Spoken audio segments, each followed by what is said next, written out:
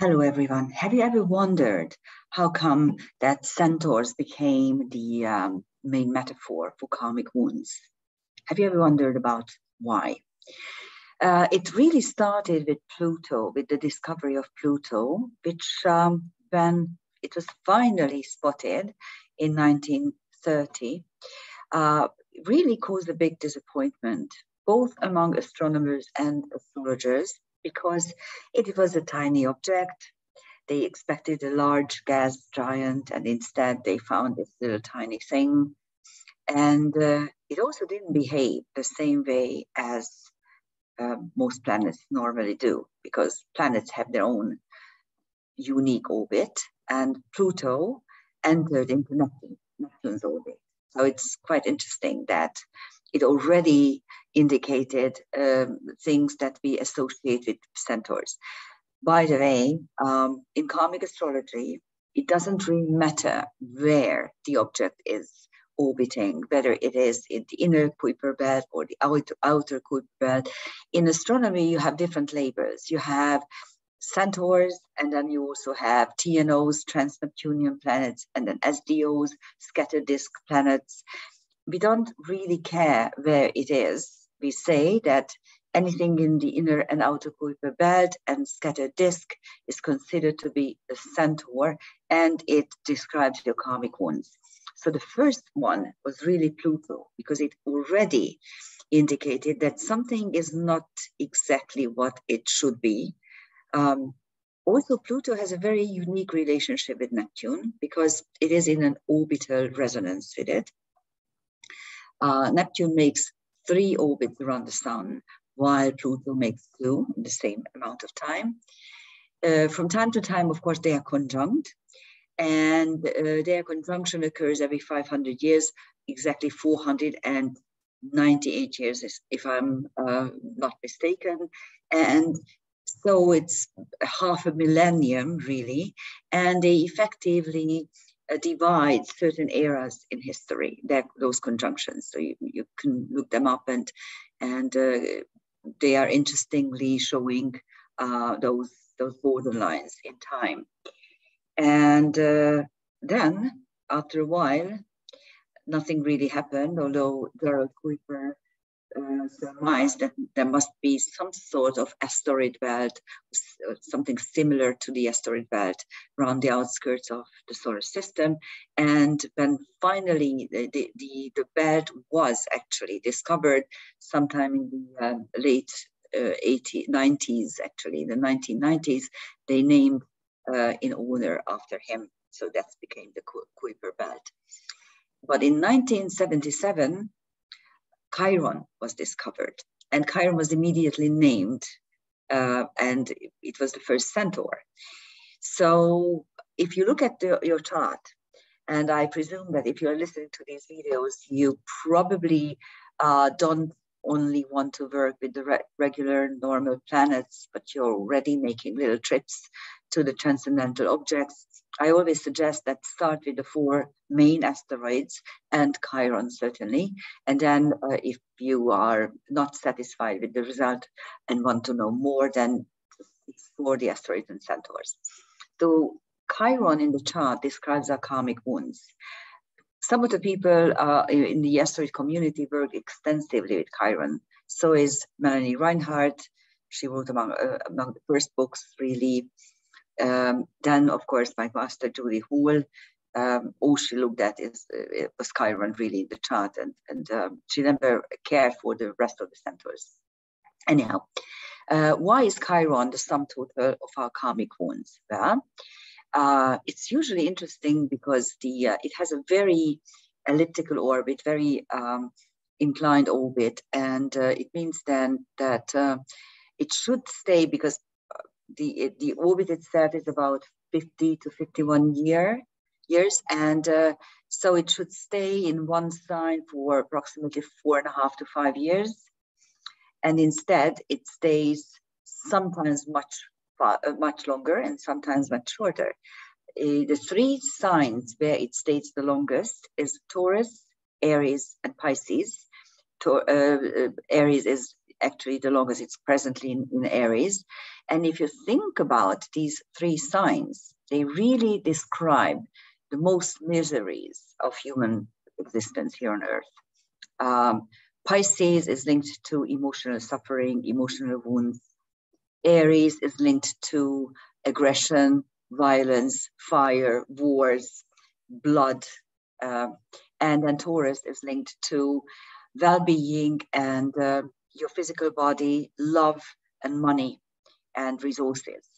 And if you think about it, those 3 spheres of life, areas of life, really encompass most of our wounds. This is where we get wounds, really. So, but if you look at the sign where Chiron is in, it usually describes how you receive those wounds.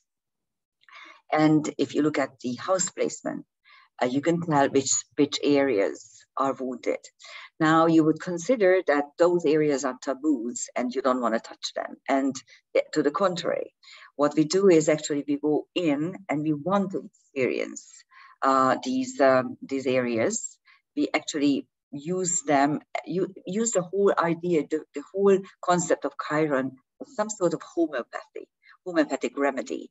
So you go in early in life, and just to give you an example, if you have a 7th house Chiron, you go and get married at the age of 18 or even 17 because you want to somehow rectify those wounds of previous incarnations. Or if you have a 5th house Chiron and you are diagnosed with a sick baby, you still keep that baby, you deliver that baby, and you raise that sick child. So it's very interesting how Chiron's house placements work. And the question remains, why centaurs are perfect examples of perfect images of karmic wounds. Yeah? If you look at in the sky, look up the sky and try to find the signs there, we see 2 centaurs actually, not just one. I prepared these pictures for you. The first one is Chiron himself, the constellation Centaur. It's a southern constellation, and so you never see it from London or from Northern America or from Europe, unfortunately. But if you go travel to the southern hemisphere, it's a very bright, brilliant constellation. And I like this picture because it gives you the main stars, out of which Toliman is the alpha and Hadar or Agena is the beta star. Those are the 2 those are the two brightest stars, and they usually are linked to the perfect healing words of karmic wounds. So if you look for healing, those are the 2 stars. Those are the 2 words that you go to after your incarnations. And then you have the Southern Cross also associated with Chiron, which is interesting because now it is already a separate constellation, but it obviously is the hind legs of the Centaur. And Crux is a bright star. Actually, the whole little tiny constellation is very bright, it consists of very bright stars.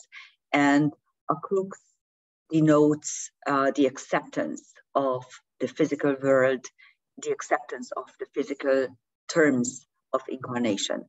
So that's the Centaur. And it is, of course, linked to the story of Chiron.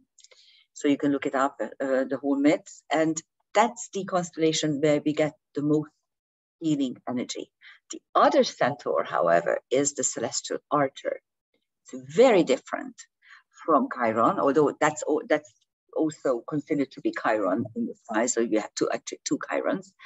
But the archer has a much deeper and older, more ancient symbology, and it comes from layers of the ancient past of Scythians and Huns.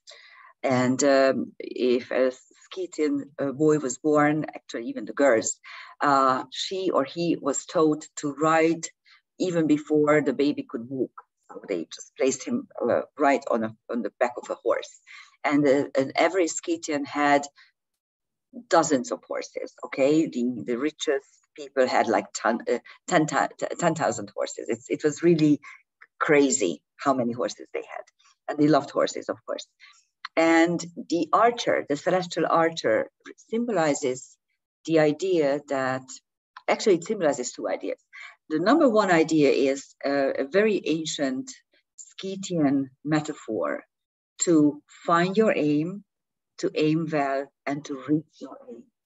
And it's some sort of meditative practice. It used to be some sort of meditative practice. It's the whole idea of finding what I want to reach and then shooting towards it and establishing a link between myself and the aim, the target. And the other idea was, it's a little bit less beautiful, let's put it this way, it's more harsh, let's admit, is the fact that archers were the Wunderwaffe of the age, because they could actually kill someone from a distance without getting hurt or getting even near. So everyone was really afraid of a good archer, and those peoples or tribes that had good archers could win the game. So those are two ideas linked to the celestial archer. And actually the Centaur, the constellation Centaur, and the constellation Archer or Sagittarius represent the two sides of Chiron, the two sides of what we could do with karmic wounds. We could suffer them, and then we need to heal them. But also we could actually aim at the divine, because if you have ever ridden a horse, you know, those riders describe that there's a moment when all four legs of the horse are in the sky. I mean, up in the air, not in the sky, in the air, but just thriving towards the sky almost. And that's what Sagittarius, the sign Sagittarius does. The Sagittarius wants to leave the earth plane and strives towards the divine, strives towards heaven. And that's the only sign that can achieve it, actually. And right now we are in the sign of Sagittarius. Okay, so but then the question remains: so why is this horseman? Why is the centaur a perfect image, a perfect metaphor for karmic wounds? And this, to understand, you need to consider your chakras, your main chakras. There are 7 main chakras on the human body. These are your energetic organs. This is how we look at it. And the heart chakra, which is in the middle, is yourself. It denotes your survival instincts. It describes your in chronobiological psychogenetics, which is taught at our school, Clearbrook. It describes your emotional weapons by which you can actually survive everything. So the bigger the percentage of your heart chakra is, the more you are able to survive even horrible situations. And as it is in the middle, you have 3 lower chakras and 3 higher chakras. Let's take a look at the lower chakras. You have the base chakra, the sacral chakra, and the solar plexus. What are they good for? Well, the base chakra is linked to existential threats, existential anxiety. It's usually linked to the physical existence, the needs of the physical existence, money, security, and things like that.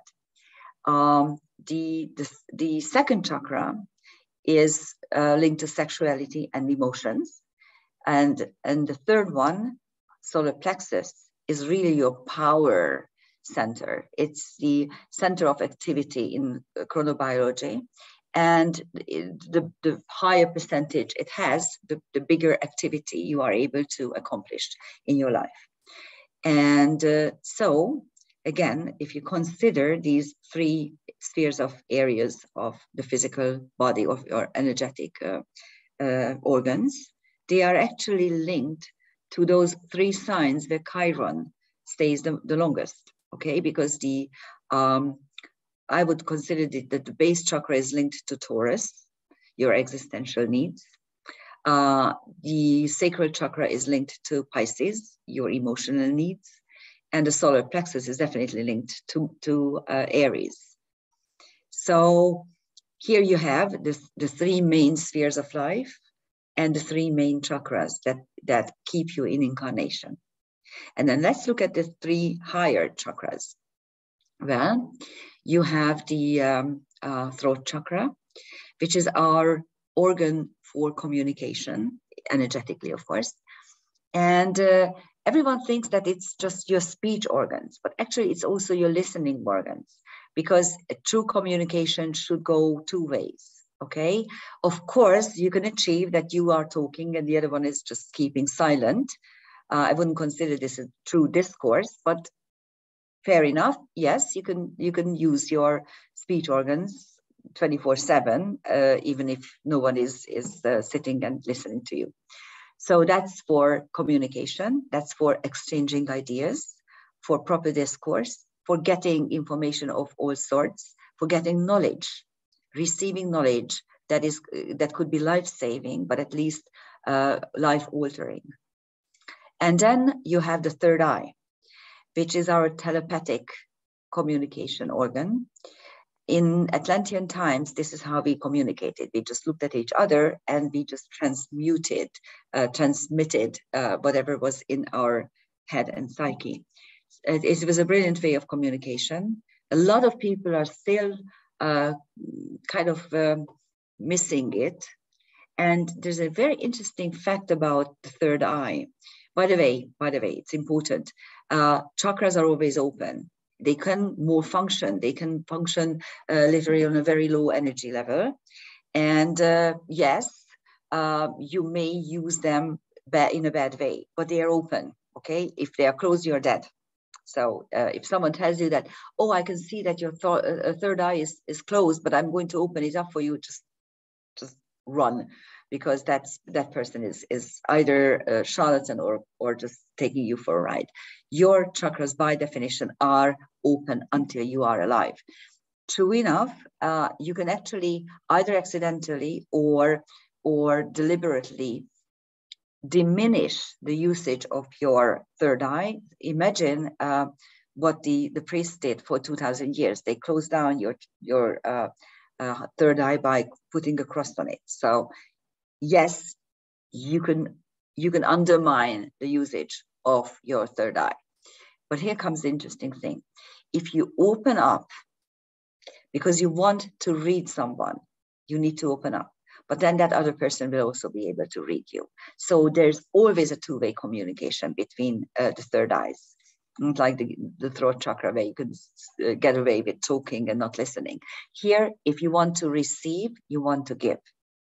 And this is your organ for telepathic communication, for understanding vibes, understanding untold messages, understanding things that are there in your aura or the other person's aura. That's the third eye. And then you have the crown chakra, which is actually your organ, your energetic organ to communicate with the higher spheres, with the universal spheres, higher dimensions. And this is where you get divine messages.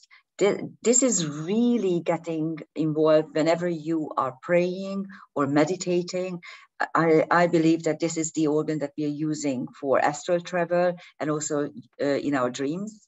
So it becomes activated whenever you are attuned to the higher spheres, the higher dimensions, or the divine, and you have a conversation with the divine. These three chakras are lifesavers.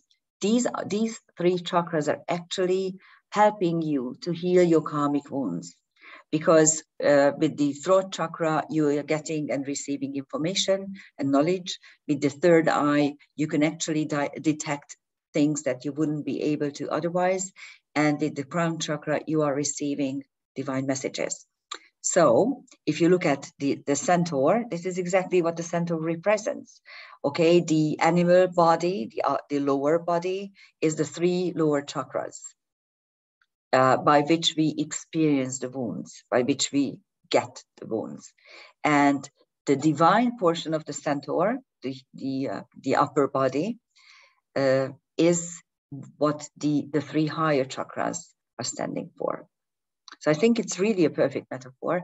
I don't think that Charles Kowal, when he named Chiron, ever thought about this, because he simply named Chiron because Chiron links the last visible planet, Saturn, and the first invisible planet, Uranus, in its orbital sphere.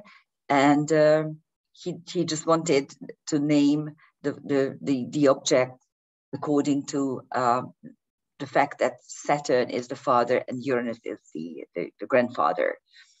But actually he hit a very important nerve in this, and I think it's a brilliant image. If you want to work with the Centaurs, there are many ways to do that. Try to look at the tight conjunctions first for whatever is really relevant in the chart. Chart ruler, ascendant, midheaven, the personal planets, the nodal axis. Those are the most relevant portions.